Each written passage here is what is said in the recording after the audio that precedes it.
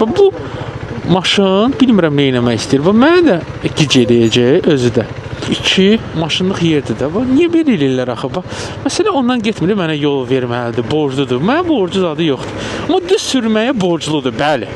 Düz sürməyə borcludur. Çünki mən onun düz sürməyinə görə hərəkətlərimi müəyyənləşdirirəm, ona uyğun qərar verirəm. Amma bu əyri sürürsə mən ona uyğun necə qərar verim? Mən nə bilim ki, qabaqdakı əyridir də. Bax bu var. Başa düşürsüz? Bax sağla gedirəm. Bax indi qabaqda ilişəcəm.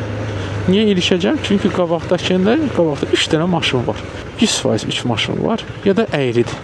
Hə, əyridir. Bu sürücümüz əyri sürür. Bu hara girmək istəyir? Neyim? Bax mən qardaşdan baxmadım mənə, amma baxıb icazə almamışam. Sonra keçirəm.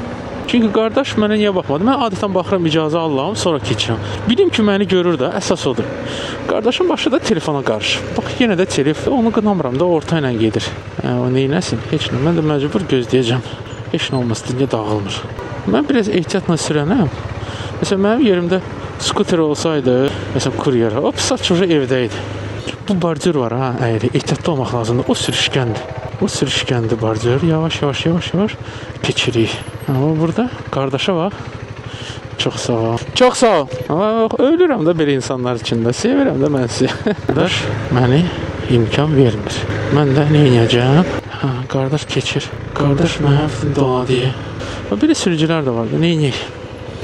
Çox şəhərdə sürətlə sürmək olmaz. Qəflədən mane gəlir. Bax, qardaşımsan da. Düz yolla getdən nə olar ay qardaş? Qurbanım sənə. Bu özü də bir adrenalindir, bir oyundur. Mən sizə bir söz deyim, insanlar da getdikcə, vallahi pis başa düşmür məni, biraz qəribə sürməyə başlayırlar. Elə bir cüngli qanunlarına uyğun sürməyə başlayırlar. Hamı bir-birini tapdalayıb qabağa düşmək istəyir. Yəni, bu biraz düzgün deyil.